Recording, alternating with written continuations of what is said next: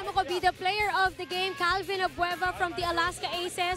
Sama si James at si DeAndre, ang kanyang mga anak. Calvin, 22 points, 11 rebounds, 15 points nitong fourth quarter. Suddenly, nagbago yung complexion ng laro ng Alaska Aces nung nakabalik kayo ni Vic. Kayo lang palang iniintay para makuha yung una niyong pagkapanalo. Actually, talagang ito yung first game ko sa itong Philippine Cup. Talagang na-struggle ako nung na-injury ako. Parang nangihina yung team na parang kulang-kulang yung mga tao. Ngayong third game namin, nakabalik na kami.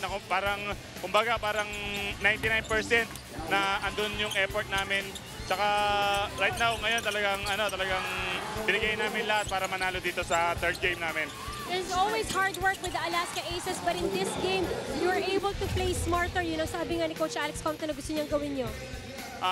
Talagang yung depensa namin, talagang hindi namin binitawan, lalo na yung dalawang point guard nila, nahirapan kami. Tsaka talagang yung effort nila nandun eh.